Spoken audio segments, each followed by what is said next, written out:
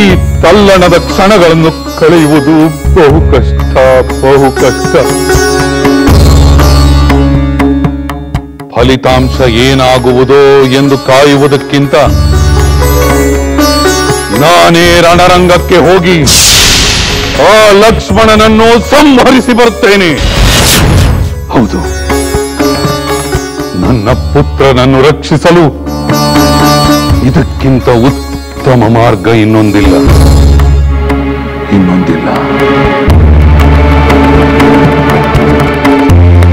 ಯಾರಲ್ಲಿ?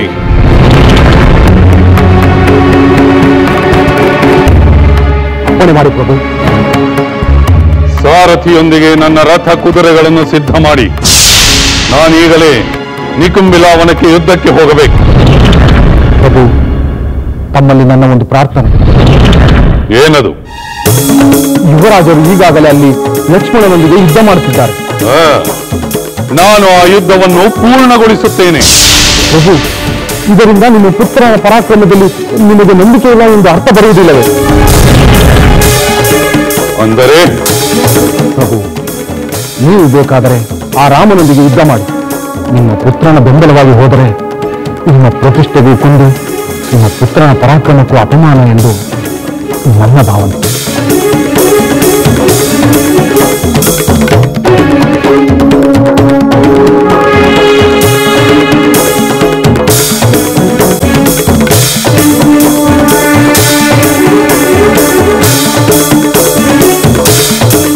ಪ್ರಭು, ಅನ್ಯತಾ ಭಾವಿಸಬೇಡಿ ಪ್ರಭು. ನಿಮ್ಮ ಪ್ರತಿಷ್ಠೆಗೆ ಭಂಗ ಬರಬಾರದೆಂದು ನಾನು ಈ ಮಾತನ್ನು ಹೇಳಿದೆ ಅಷ್ಟೇ. ನಿನ್ನ ಮಾತಿನಲ್ಲೂ ಸತ್ಯವಿದೆ. ಆ ಲಕ್ಷ್ಮಣನು ಎಷ್ಟರವನು? ನನ್ನ ಪುತ್ರನೇ ಅವನನ್ನು ಕೊಲ್ಲುತ್ತಾನೆ. ನಾನು ಅವನ ಮಾರ್ಗಕ್ಕೆ ಅಡ್ಡಿ ಬರಬಾರದು. ಹಾಗೆ ನಾನು ಕಾಯುತ್ತೇನೆ. ನೀನಿನ್ನು ಹೊರಡು.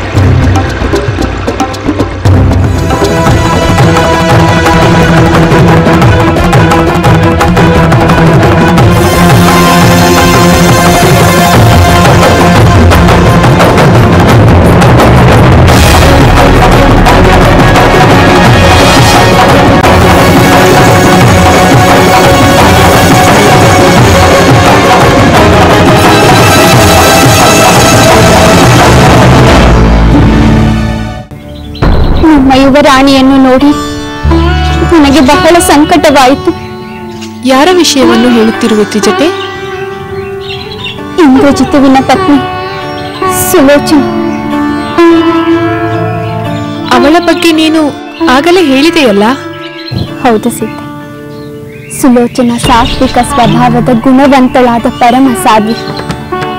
ಅನ್ಯರ ದುಃಖಕ್ಕೆ ಮರುಗುವ ಮೃದು ಮನಸ್ಸಿನವಳು. ನಿನ್ನ ಮೇಲಿನ ಅನುಕಂಪದಿಂದಲೇ ಅವಳು ಆಗಾಗ ಇಲ್ಲಿಗೆ ಬಂದು ದೂರದಿಂದಲೇ ನಿನ್ನನ್ನು ಕಂಡು ಹಾರೈಸಿ ಹೋಗುತ್ತಾಳೆ. ಈ ದಿನವೂ ಅವಳು ಇಲ್ಲಿಗೆ ಬಂದು ದೂರದಿಂದಲೇ ನಿನ್ನನ್ನು ಕಂಡು ಹೋದಳು. ಹೌದೇ? ನನಗೆ ತಿಳಿಯಲಿಲ್ಲ. ತಿಳಿದಿದ್ದರೆ ಖಂಡಿತ ನಾನು ಅವಳೊಂದಿಗೆ ಮಾತನಾಡುತ್ತಿದ್ದೆ. ನೀನು ಹೇಳಿದ್ದನ್ನೆಲ್ಲ ಕೇಳಿದ ಮೇಲೆ ಆ ಪುಣ್ಯವತಿಯೊಂದಿಗೆ ಮಾತನಾಡುವುದು ಉಚಿತವಾಗುತ್ತಿತ್ತು ತ್ರಿಜಟೆ. ಆದರೆ ಈ ದಿನ ಅವಳು ಎಂದೂ ನಿಂತಿರಲಿಲ್ಲ. ನೀನು ಮಾತಾಡಿಸಿದರೂ ಮಾತನಾಡುತ್ತಿದ್ದಳೇ ಇಲ್ಲವೇ? ಎಂದಿನಂತೆ ಇರಲಿಲ್ಲ ಎಂದರೆ? ಅವಳು ಈ ದಿನ ರಾಜೋಚಿತವಾದ ವಸ್ತ್ರಾಭರಣಗಳಿಲ್ಲದೆ ವಿರಾಗಿಣಿಯಂತೆ ಸಾಧಾರಣ ಉಡುಪಿನಲ್ಲಿದ್ದಳು.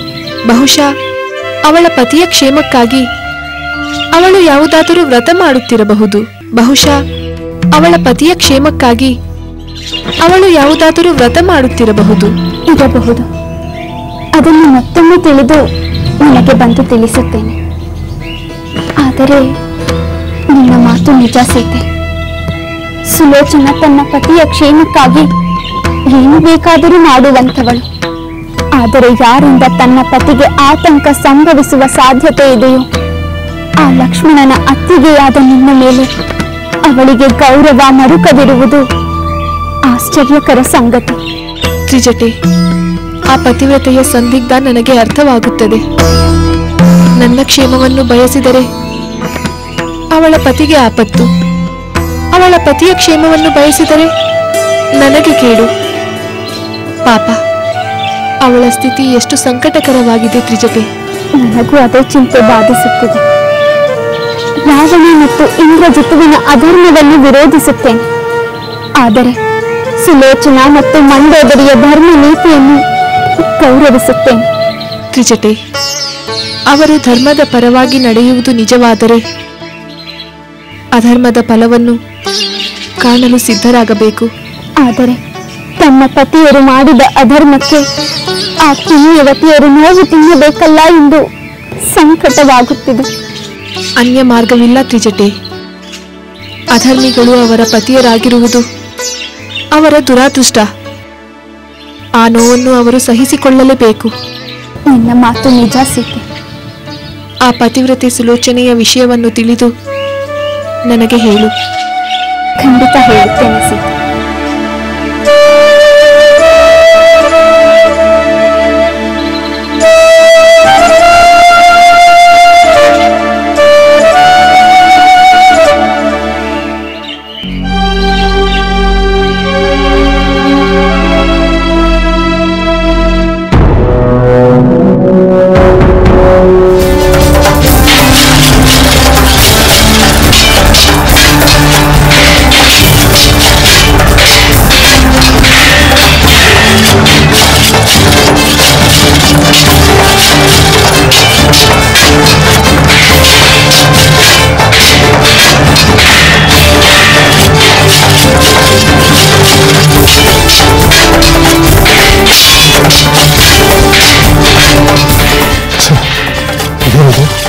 ಎಲ್ಲರೂ ಯುದ್ಧ ಮಾಡುತ್ತಿರುವಾಗ ನಾನು ಸುಮ್ಮನೆ ನಿಂತು ಬಿಟ್ಟನಲ್ಲ.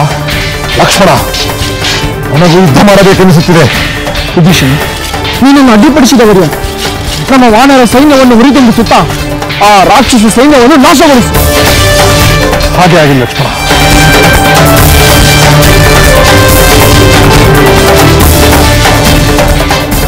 ಓಂ ಶ್ರೀ ಏಕದಂತಾಯ ವಿದ್ಮಹೇ ವಕ್ರತುಂಡಾಯ ಧೀಮಹಿ ತನ್ನೋ ದಂತಿ ಪ್ರಚೋದಯಾತ್.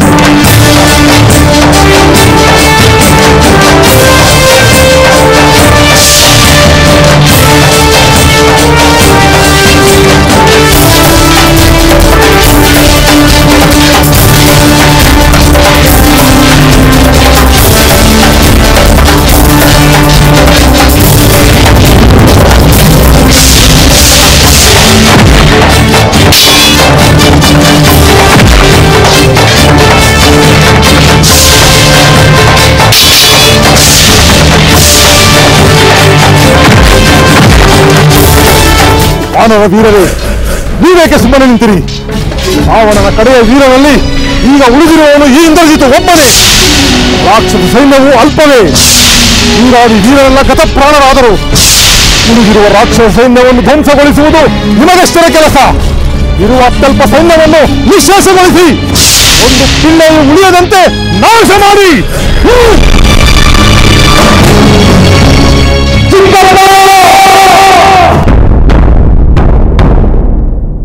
ನೀನು ಕುಲದ್ರೋಹದ ಕಾರ್ಯ ಮಾಡುತ್ತಿರುವೆ.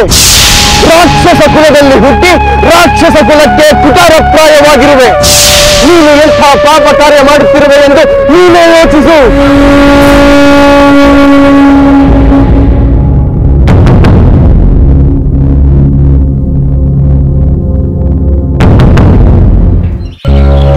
ಅಂದರೆ ವಿಭೀಷಣ ನಮ್ಮ ಪರವಾಗಿ ಯುದ್ಧ ಮಾಡುತ್ತಿದ್ದಾನೆ ಎಂದು ಆ ಇಂದ್ರಜಿತ್ ಅವನ ಬಗ್ಗೆ ತುಚ್ಛವಾಗಿ ಮಾತನಾಡಿದ್ದಾನೆ.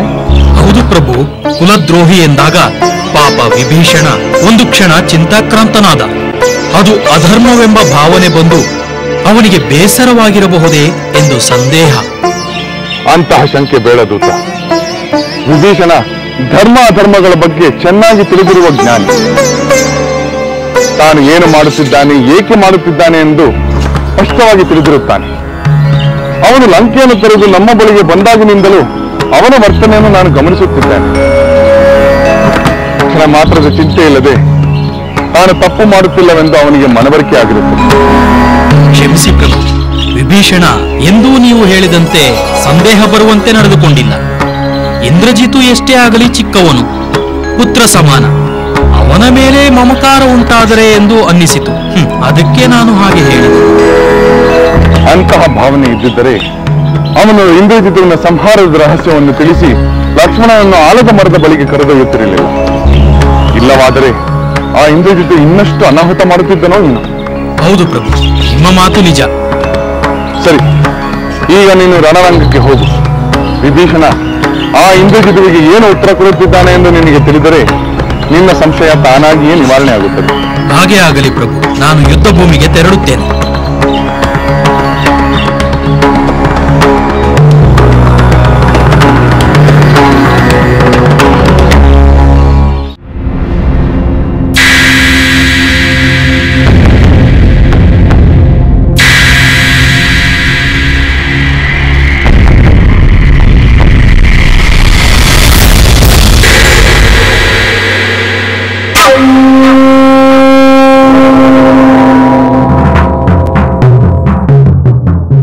ಏಕೆ ಚಿಕ್ಕಪ್ಪ ಮೌನವಾದೆ?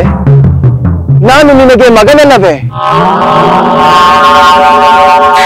ವಾತ್ಸಲ್ಯದಿಂದ ಕಾಣಬೇಕಾದ ಚಿಕ್ಕಪ್ಪನೇ ಕೊಲ್ಲಲು ಮುಂದಾದರೆ ಅಂಥವರ ಮನಸ್ಸು ವಜ್ರಕ್ಕಿಂತ ಕಠಿಣವಲ್ಲವೇ? ನನ್ನನ್ನು ಕೊಲ್ಲಿಸಲು ಈ ಲಕ್ಷ್ಮಣನನ್ನು ಕರೆತಂದು ಈಗ ನೀನು ನಮ್ಮವರನ್ನೇ ಕೊಲ್ಲುತ್ತಿರುವುದು ಕುಲದ್ರೋಹವಲ್ಲವೇ? ಭ್ರಾತೃದ್ರೋಹವಲ್ಲವೇ? ಇವನು ನಿನ್ನ ಮನಸ್ಸಿನ ಸೂಕ್ಷ್ಮ ಭಾವನೆಗಳನ್ನು ಕೆಳಗಿ ನನ್ನನ್ನು ದುರ್ಬಲಗೊಳಿಸಲು ಪ್ರಯತ್ನಿಸುತ್ತಿರಬಹುದೇ? ಮಾತಾಡು ಚಿಕ್ಕಪ್ಪ, ಏಕೆ ಸುಮ್ಮನಾದೆ? ಇಂದ್ರಜಿತು, ನಾನು ನಿನ್ನ ಚಿಕ್ಕಪ್ಪ ನಿಜ. ಚಿಕ್ಕಂದಿನಿಂದಲೂ ನಿನ್ನನ್ನು ವಾತ್ಸಲ್ಯದಿಂದ ಕಂಡಿದ್ದೇನೆ. ಹಾಗೆಯೇ ನಿನ್ನ ಪರಾಕ್ರಮವನ್ನು ಮೆಚ್ಚಿಕೊಂಡಿದ್ದೇನೆ. ವಾತ್ಸಲ್ಯ ತೋರಿದ ನೀನೇ ನನ್ನ ವಿನಾಶವನ್ನು ಬಯಸುತ್ತೀಯ? ಹೇಳು ಚಿಕ್ಕಪ್ಪ, ಹೇಳು. ಮಗು ಇಂದ್ರಜಿತು, ನೀನು ಚತುರನೆಂದು ನನಗೆ ಗೊತ್ತು. ಯುದ್ಧ ನಿರ್ಣಾಯಕ ಘಟ್ಟಕ್ಕೆ ಬರುತ್ತಿರುವಾಗ ಹೀಗೆ ಬಾಂಧವ್ಯದ ಸೂಕ್ಷ್ಮ ಸೂತ್ರಗಳಿಂದ ನನ್ನನ್ನು ವಿಚಲಿತಗೊಳಿಸಲು ನೋಡುತ್ತಿರುವೆಯಾ? ಅಣ್ಣನ ಮಗನೆಂಬ ಪ್ರೀತಿಗಿಂತ ನನಗೆ ಧರ್ಮದ ಪ್ರೀತಿಯೇ ದೊಡ್ಡದು. ನೀನೀಗ ನನ್ನ ಪುತ್ರನಲ್ಲ, ಅಧರ್ಮಕ್ಕೆ ಬೆಂಬಲವಾಗಿ ನಿಂತ ಅಧರ್ಮಿ.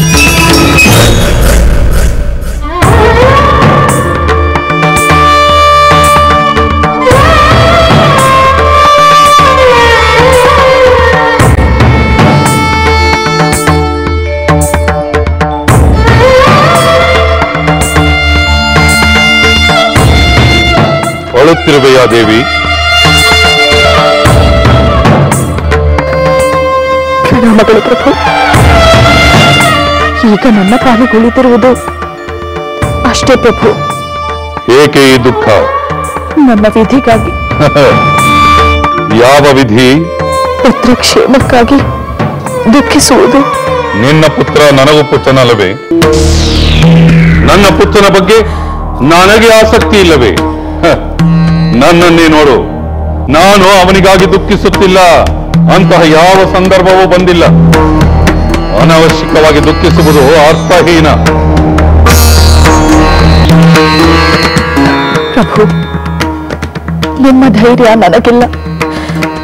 ನನ್ನ ಸೊಸೆ ಸುಲೋಚನೆಗೂ ಇಲ್ಲ. ಸುಲೋಚನೆ ವಸ್ತ್ರಾಭರಣಗಳು, ಅರಮನೆಯ ಭೋಗಭಾಗ್ಯಗಳನ್ನು ಬಿಟ್ಟು ವಿರಾಗಿಣಿಯಂತೆ ದೇವಿಯ ಮಂದಿರದಲ್ಲಿ ಅಹೋರಾತ್ರಿ ಪ್ರಾರ್ಥಿಸುತ್ತಿದ್ದಾಳೆ. ನಿಮ್ಮದು ಅವಿವೇಕದ ಪರಮಾವಧಿ. ಇಂದ್ರಜಿತುವಿನ ಪರಾಕ್ರಮ ಏನೆಂದು ಗೊತ್ತಿದ್ದರೂ ಹೀಗೆ ಆತ್ಮವಿಶ್ವಾಸ ಕಳೆದುಕೊಂಡು ಮೂರ್ಖರಂತೆ ವರ್ತಿಸುತ್ತಿರುವಿ. ಸೊಸೆಗೆ ಧೈರ್ಯ ಹೇಳಬೇಕಾದ ನೀನೇ ಹೀಗೆ ಬುದ್ಧಿಹೀನರಂತೆ ವರ್ತಿಸುತ್ತಿದ್ದರೆ ಅವಳೇನು ಮಾಡುತ್ತಾಳೆ? ನಮ್ಮ ಪುತ್ರನ ಪರಾಕ್ರಮದ ಬಗ್ಗೆ ನೀವು ಈ ರೀತಿಯಾಗಿ ಅಗೌರವವನ್ನು ತೋರುತ್ತಿದ್ದೀರಿ. ಇಲ್ಲ ಪ್ರಭು, ಇಲ್ಲ, ನಾವು ಅಗೌರವ ತೋರುತ್ತಿಲ್ಲ. ಇಂದ್ರಜಿತು ಎಂಥ ಪರಾಕ್ರಮಿ ಎಂದು ನಮಗೂ ತಿಳಿದಿದೆ. ಆದರೆ ಶತ್ರು ಪಕ್ಷದ ಲಕ್ಷ್ಮಣನಿಗೆ ಧರ್ಮದ ಬೆಂಬಲವಿದೆ. ಸತ್ಯಾಧರ್ಮಗಳ ಬೆಂಬಲವಿಲ್ಲದೆ ಎಂಥ ಪರಾಕ್ರಮವಾದರೂ ದುರ್ಬಲವಾಗುವುದಿಲ್ಲವೇ? ಚಿಕ್ಕಪ್ಪ, ನಾನು ನಿನಗೆ ಯಾವ ಅನ್ಯಾಯವನ್ನೂ ಮಾಡಿಲ್ಲ. ನನ್ನನ್ನು ಕೊಲ್ಲಿಸುವ ಈ ರೋಷವೇಕೆ? ನಿನ್ನ ಮಾಯಾ ಜಾಲದಂತೆ ನಿನ್ನ ಮಾತಿನ ಜಾಲವು ನನ್ನನ್ನು ಮರಳು ಮಾಡಲಾಗುವುದಿಲ್ಲ. ನೀನು ಮಗನೆಂದ ಮಾತ್ರಕ್ಕೆ ನಿನ್ನ ತಂದೆ ನನ್ನ ಅಣ್ಣನೆಂದ ಮಾತ್ರಕ್ಕೆ ನೀವುಗಳು ಮಾಡಿದ ಅಧರ್ಮವೆಲ್ಲ ಧರ್ಮವಾಗುವುದಿಲ್ಲ. ನನ್ನ ಸಂಕಲ್ಪ ಸಡಿಲವಾಗುವುದಿಲ್ಲ. ಅನೀತಿ ಅಧರ್ಮಗಳ ವಿರುದ್ಧವಾಗಿ ನಿಂತಿರುವ ಶ್ರೀರಾಮನ ಪಕ್ಷ ಸೇರಿದ ಮೇಲೆ ನಾನು ಹಿಂದೆ ಸರಿಯುವ ಪ್ರಶ್ನೆಯೇ ಉದ್ಭವಿಸುವುದಿಲ್ಲ. ಹೇಳುವುದನ್ನೆಲ್ಲ ಹೇಳಿ ಕೇಳಬಾರದನ್ನೆಲ್ಲ ಕೇಳಿದ ಮೇಲೆ ನಾನು ರಾವಣನನ್ನು ತೊರೆದದ್ದು. ಅಂದರೆ ಅಣ್ಣನ ಮಗನೆಂಬ ಕರುಣೆ ಕಿಂಚಿತ್ತೂ ಇಲ್ಲವೇ? ಇಲ್ಲ, ಕಿಂಚಿತ್ತು ಕರುಣೆಯೂ ಇಲ್ಲ, ಯಾವ ದಾಕ್ಷಿಣ್ಯವೂ ಇಲ್ಲ. ಆಗಲಿ ಚಿಕ್ಕಪ್ಪ, ಆಗಲಿ. ಹಾಗಾದರೆ ಒಂದು ಕೆಲಸ ಮಾಡು. ನಾನು ಅಧರ್ಮಿಯಲ್ಲವೇ? ನೀನು ನನ್ನನ್ನು ಸಂಹರಿಸು. ಈ ಲಕ್ಷ್ಮಣನ ಬದಲು ನಿನ್ನ ಕೈಯಿಂದಲೇ ನನಗೆ ಸಾವು ಬರಲಿ. ಅದರಿಂದ ನನಗೆ ಶ್ರೇಯಸ್ಸಾಗುತ್ತದೆ. ನನ್ನನ್ನು ಕೊಂದು ನಿನ್ನ ಧರ್ಮ ಪ್ರೀತಿಯನ್ನು ಉಳಿಸಿಕೊ. ಅಣ್ಣನ ಮಗನನ್ನೇ ಕೊಂದ ಧರ್ಮವೀರ ಎಂದು ಖ್ಯಾತಿ ಪಡೆ. ನನ್ನನ್ನು ಕೊಲ್ಲು ಚಿಕ್ಕಪ್ಪ, ಕೊಲ್ಲು.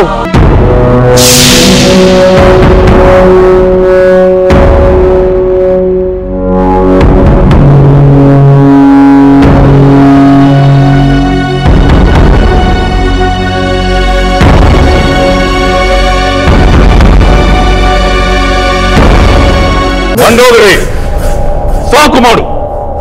ಮತ್ತೆ ಮತ್ತೆ ಅದೇ ಮಾತನಾಡಬೇಡ. ನಮ್ಮಲ್ಲಿ ಧರ್ಮವಿಲ್ಲವೆಂದು ನೀನೇ ನಿರ್ಧಾರ ಮಾಡಬೇಡ. ನಮ್ಮ ಧರ್ಮ ನಮಗೆ, ಅವರ ಧರ್ಮ ಅವರಿಗೆ. ಬಯಸಿದ್ದನ್ನು ಹೇಗಾದರೂ ಮಾಡಿ ಪಡೆದುಕೊಳ್ಳುವುದು ನಮ್ಮ ಧರ್ಮ. ಅದಕ್ಕೆ ಅಡ್ಡಿ ಬಂದವರನ್ನು ಧ್ವಂಸ ಮಾಡುವುದು ನಮ್ಮ ಧರ್ಮ. ಇಂದ್ರನನ್ನೇ ಗೆದ್ದ ಇಂದ್ರಜಿತು, ಯಮನನ್ನು ಗೆದ್ದ ಈ ರಾವಣೇಶ್ವರನ ಶೌರ್ಯ ಪರಾಕ್ರಮಗಳ ಮೇಲೆ ನಂಬಿಕೆ ಇಟ್ಟು ತೆಪ್ಪಗಿದ್ದು ಬಿಡಿ. ಕೈಲಾಗದ ಹೇಡಿಯನ್ನು ಕಟ್ಟಿಕೊಂಡ ಅಬಲೆಯರಂತೆ ದುಃಖಿಸಬೇಡಿ. ನಿಮ್ಮ ಸೋದರ ಕುಂಭಕರ್ಣನು ಮಹಾವೀರ. ಅವನೇಕೆ ರಣರಂಗದಲ್ಲಿ ಸತ್ತು ಮಲಗಿದ್ದ? ಕುಂಭಕರ್ಣನ ಸಾವಿಗೂ ಇಂದ್ರಜಿತುವಿನ ಪರಾಕ್ರಮಕ್ಕೂ ಸಂಬಂಧ ಕಲ್ಪಿಸಬೇಡ. ಆದರೆ ಪ್ರಭು,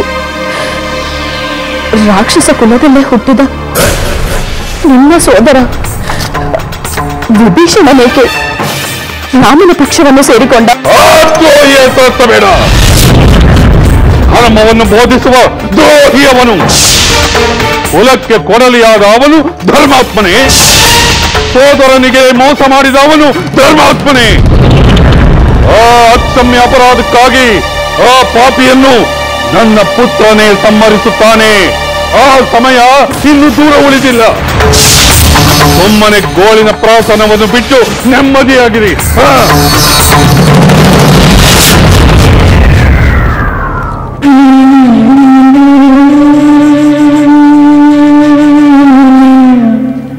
ಇಲ್ಲ ಪ್ರಭು, ಇಲ್ಲ.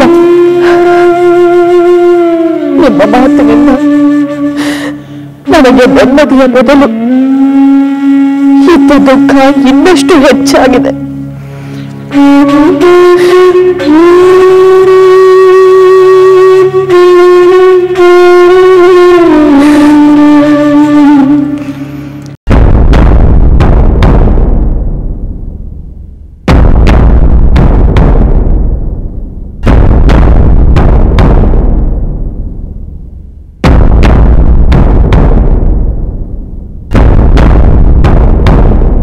ಭಲೆ ಚಿಕ್ಕಪ್ಪ, ಭಲೆ. ನಿನ್ನ ಸೋದರ ಪುತ್ರನ ಮೇಲೆ ಗದೆ ಎತ್ತಿದೆಯಲ್ಲ, ಏಕೆ ಸುಮ್ಮನಾದೆ? ಅದನ್ನು ನನ್ನ ಮೇಲೆ ಪ್ರಯೋಗಿಸು.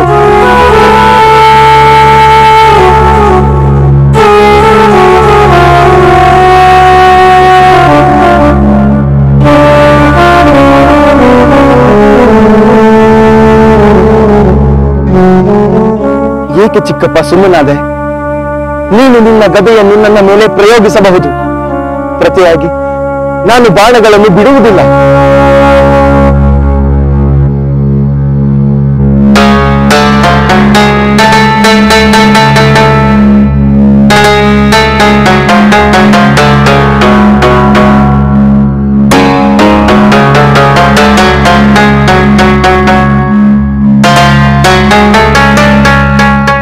ಇಂದ್ರಜಿತು, ನೀನು ನನಗೆ ಪುತ್ರ ಸಮಾನ ಎಂಬ ಭಾವನೆ ಕ್ಷಣ ಮಾತ್ರ ನನ್ನನ್ನು ಕಿಂಚಿತ್ತು ವಿಚಲಿತಗೊಳಿಸಿದ್ದು ನಿಜ.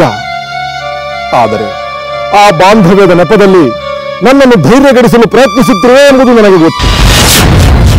ಏಕೆಂದರೆ ನಿನಗೂ ನಿನ್ನ ತಂದೆಗೂ ನಿಮ್ಮ ಒಣ ಪ್ರತಿಷ್ಠೆ ಮುಖ್ಯವೇ ಹೊರತು ಸ್ನೇಹ, ಸಂಬಂಧ, ನ್ಯಾಯ, ನೀತಿ ಯಾವುದೂ ಮುಖ್ಯವಾಗುವುದಿಲ್ಲ ಎಂಬುದನ್ನು ಹೆಜ್ಜೆ ಹೆಜ್ಜೆಗೂ ತೋರಿಸಿಕೊಂಡಿರುವಿರಿ. ಆದುದರಿಂದ ನಿನ್ನ ಮಾತಿಗೆ ಮರುಳಾಗಿ ನಾನು ಅವಿವೇಕದಿಂದ ವರ್ತಿಸುವುದಿಲ್ಲ. ನನ್ನ ಸಂಕಲ್ಪ ದೃಢವಾಗಿದೆ. ಆದರೆ ನಾನು ನಿನ್ನನ್ನು ಕೊಲ್ಲುವುದಿಲ್ಲ.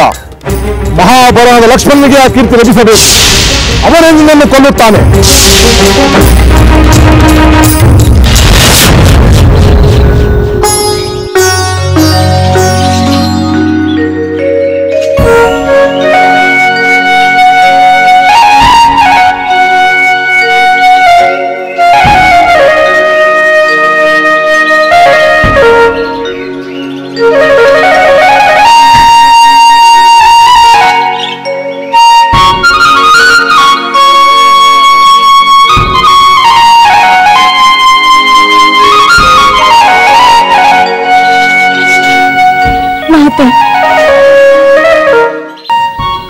ಮಾತೆ, ಸರ್ವಮಂಗಳೆ, ಕರುಣಾಮಯಿ, ನನ್ನ ಪತಿಯನ್ನು ರಕ್ಷಿಸು. ನಾನು ನಿನ್ನನ್ನೇ ನಂಬಿಕೊಂಡಿದ್ದೇನೆ. ಈ ವಿನಾಶಕಾರಿ ಯುದ್ಧ ನಿಲ್ಲುವಂತಾಗಲಿ. ನನ್ನ ಪತಿ ಕ್ಷೇಮವಾಗಿರುವಂತೆ ಅನುಗ್ರಹಿಸು ತಾಯಿ, ಅನುಗ್ರಹಿಸು.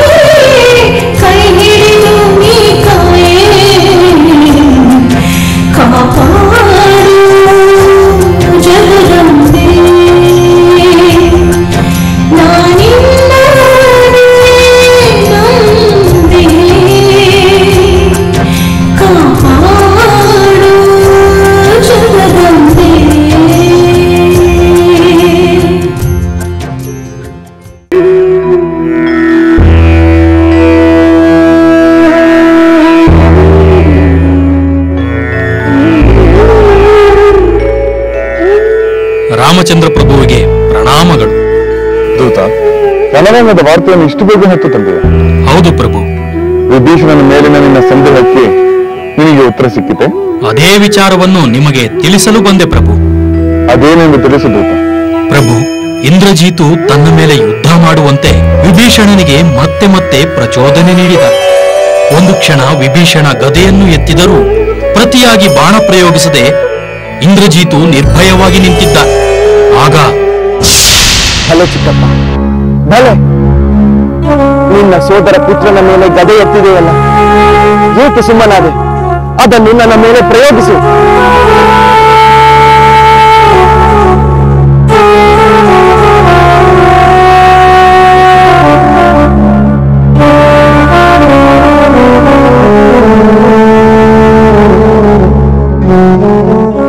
ಏಕೆ ಚಿಕ್ಕಪ್ಪ ಸುಮ್ಮನಾದೆ? ನೀನು ನಿನ್ನ ಗದೆಯನ್ನು ನನ್ನ ಮೇಲೆ ಪ್ರಯೋಗಿಸಬಹುದು. ಪ್ರತಿಯಾಗಿ ನಾನು ಬಾಣಗಳನ್ನು ಬಿಡುವುದಿಲ್ಲ.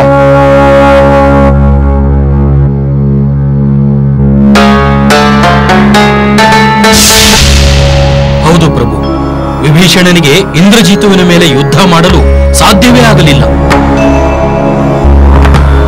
ಅದು ಸಹಜ ವರ್ತನೆ ದೂತ.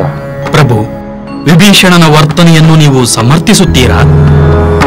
ಅಣ್ಣನ ಮಗನ ಮೇಲಿನ ಮೋಹದಿಂದ ಅವನು ನಿಮಗೆ ತಪ್ಪಿ ನಡೆದಂತಾಗಲಿಲ್ಲವೇ? ಶತ್ರುವನ್ನು ಶತ್ರುವೆಂದು ಪರಿಗಣಿಸಬೇಕೇ ಹೊರತು ಬಾಂಧವ್ಯದ ನೆಪದಿಂದ ಸುಮ್ಮನಾಗುವುದು ಅನುಚಿತವಲ್ಲವೇ? ಅದು ಧರ್ಮ ವಿರುದ್ಧವಲ್ಲವೇ ಪ್ರಭು?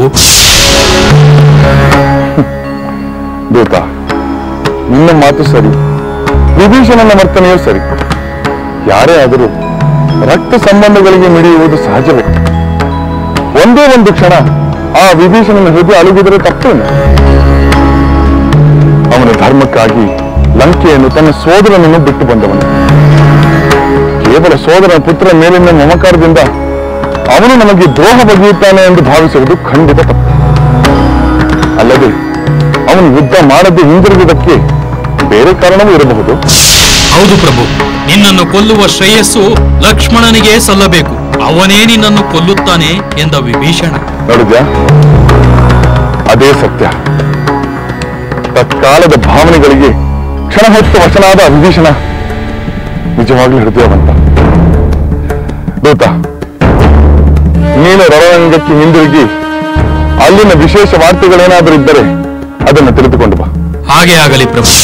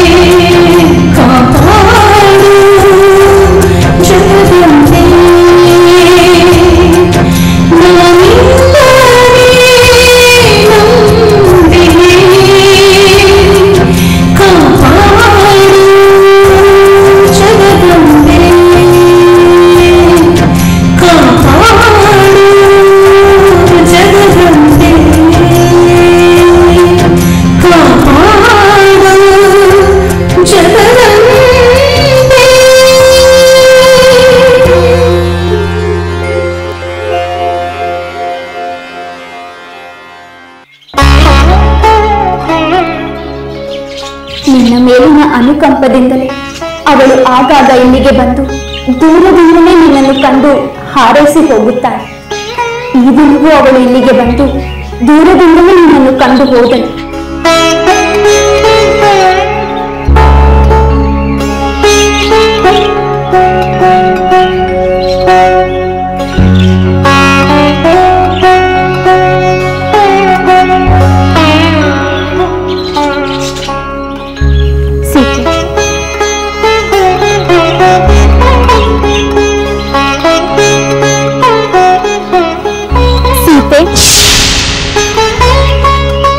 ಯಾವಾಗ ಬಂದೆ ತ್ರಿಜಟೆ? ಸ್ವಲ್ಪ ಹೊತ್ತಾಯ್ತು.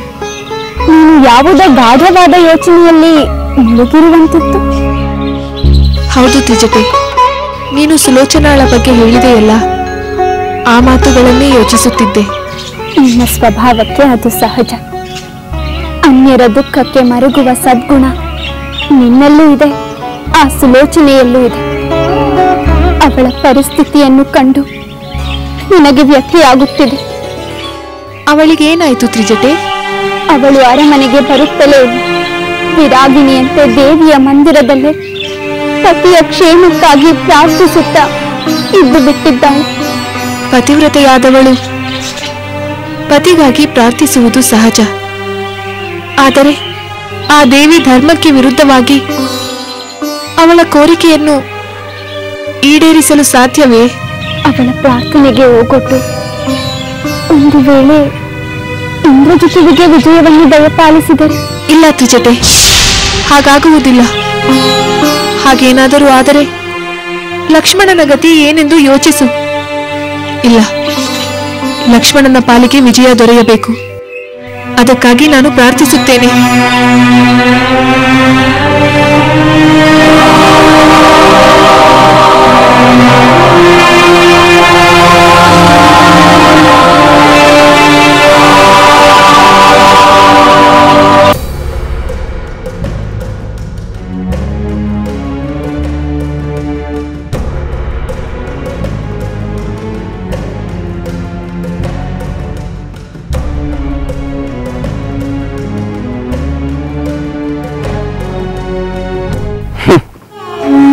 ಚಿಕ್ಕಪ್ಪ, ಏಕೆ ನೆಪಗಳನ್ನು ಹುಡುಕುತ್ತಿರುವೆ? ನನ್ನನ್ನು ಕೊಲ್ಲಲು, ನನ್ನ ಮೇಲೆ ಆಕ್ರಮಣ ಮಾಡಲು ನಿನ್ನ ಮನಸ್ಸು ಹಿಂಜರಿಯಿತು. ಅದೇ ನಿಜ. ಅಣ್ಣನ ಮಗನನ್ನು ಕೊಲ್ಲಲು ಮನಸ್ಸಾಗದ ನಿನಗೆ ಅಣ್ಣನ ಶತ್ರುಗಳ ಕಡೆ ಸೇರಲು ಹೇಗೆ ಮನಸ್ಸು ಬಂತು? ಈಗಲೂ ಕಾಲ ಮಿಂಚಿಲ್ಲ ಚಿಕ್ಕಪ್ಪ. ಆಗಿ ಹೋದ ತಪ್ಪನ್ನು ತಿದ್ದಿಕೊಳ್ಳುವ ಅವಕಾಶವಿದೆ. ಸ್ವಂತ ಬಂಧುಗಳು ಎಂದಿಗೂ ನಮ್ಮವರೇ. ಈ ಕ್ಷಣ ನಮ್ಮ ಕಡೆ ಬಾ, ನಾವಿಬ್ಬರು ಸೇರಿ ಶತ್ರುತನ ಮಾಡೋಣ. ಸಾಧ್ಯವಿಲ್ಲ, ಅದೆಂದಿಗೂ ಸಾಧ್ಯವಿಲ್ಲ.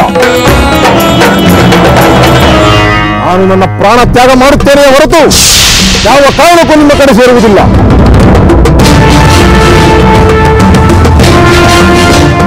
ಏಕೆ ಚಿಕ್ಕಪ್ಪ, ಮತ್ತೆ ಬಂದರೆ ರಾವಣೇಶ್ವರ ತಿರಸ್ಕರಿಸುವರೆಂಬ ಶಂಕೆಯೇ? ಅಂತ ಸಂದೇಹ ಬೇಡ ಚಿಕ್ಕಪ್ಪ. ನೀನು ಮರಳಿ ಮನೆಗೆ ಬಂದರೆ ಅವರು ಖಂಡಿತ ಸಂತೋಷ ಪಡುತ್ತಾರೆ.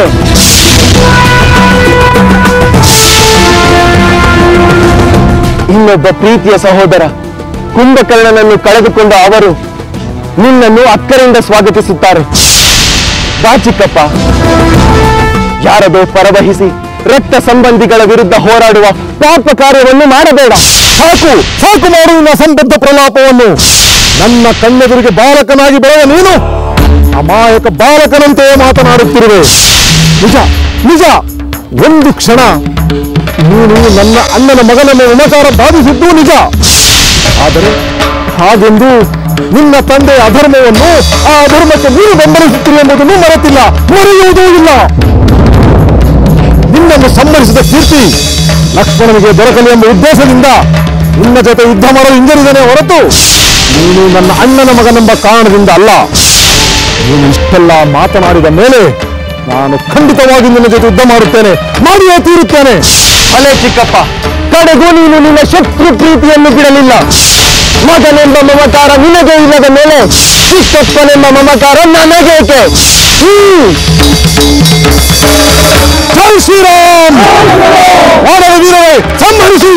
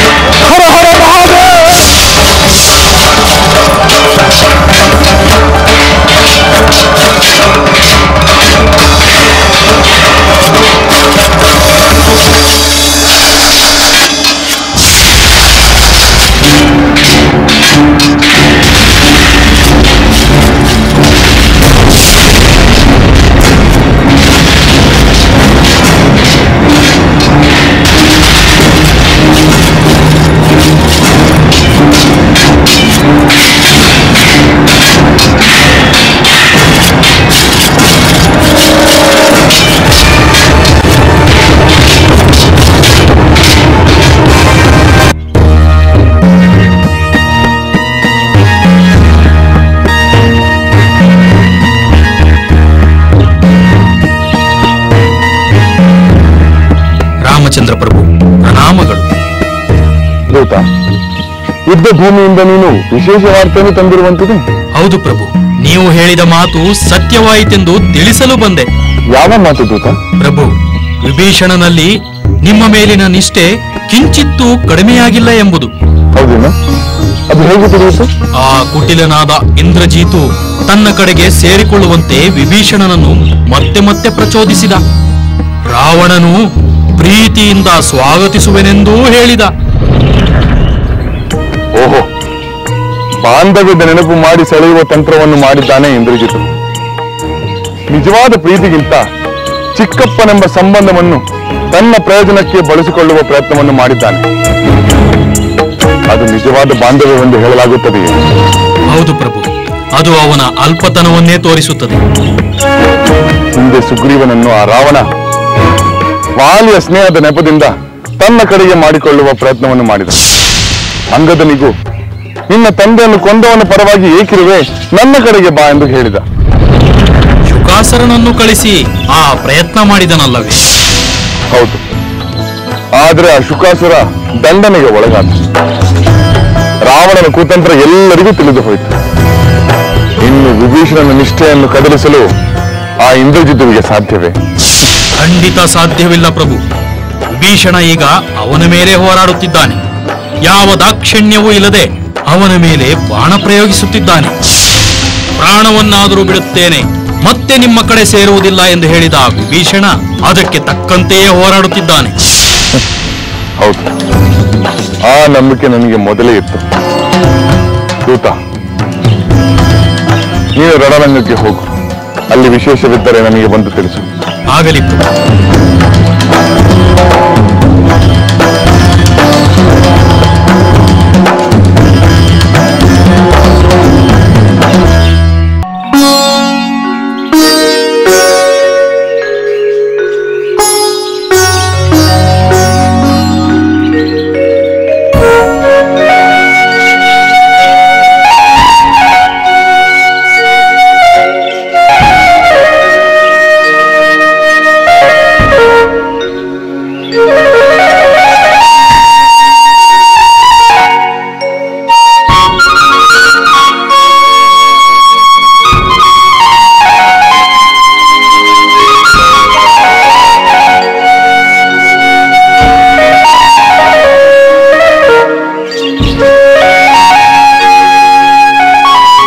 ಸುಲೋಚನಾ,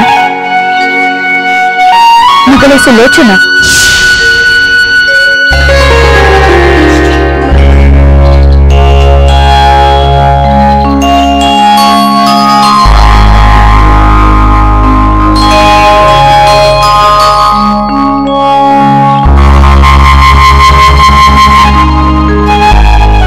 ನೀನು ನಂಬಿರುವ ಈ ಸರ್ವಮಂಗಳೇ ನಿನಗೆ ಮಂಗಳವನ್ನುಂಟು ಮಾಡಲಿ.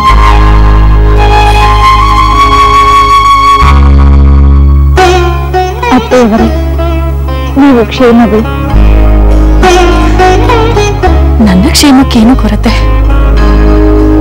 ಆದರೆ ಇನ್ನ ಈ ಸ್ಥಿತಿಯನ್ನು ನನ್ನಿಂದ ನೋಡಲಾಗುತ್ತಿಲ್ಲ ಸುಲೋಚನಾ. ಅತ್ತೆಯವರೇ, ಅಳಬೇಡಿ. ದೇವಿಯ ಸನ್ನಿಧಿಯಲ್ಲಿ ನಾನು ಕುಶಲವಾಗಿದ್ದೇನೆ.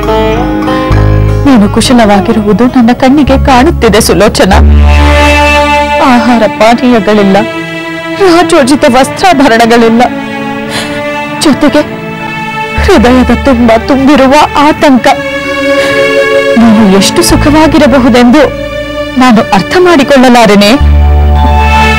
ಅತ್ತೆಯವರೇ, ಪತಿ ಕ್ಷೇಮವಾಗಿದ್ದರೆ ತಾನೆ ಸತಿಯಾದವಳು ಕ್ಷೇಮದಿಂದಿರಲು ಸಾಧ್ಯ. ಆದರೆ ಈಗ ಆತಂಕಕಾರಿಯಾಗಿರುವಾಗ ನಾನು ಸುಖಭೋಗಗಳಲ್ಲಿ ಮೈಮರೆಯಲಾಗುವುದೇ? ನಿಜ ಹೇಳಬೇಕೆಂದರೆ ನನಗೆ ಯಾವ ಸುಖ ಸಂತೋಷಗಳೂ ಬೇಕಾಗಿಲ್ಲ. ನನ್ನ ಪತಿ ಕ್ಷೇಮವಾಗಿದ್ದರೆ ಅಷ್ಟೇ ಸಾಕು. ಸರ್ವಮಂಗಳೆಯಲ್ಲಿ ಸದಾ ಅದೇ ನನ್ನ ಪ್ರಾರ್ಥನೆ.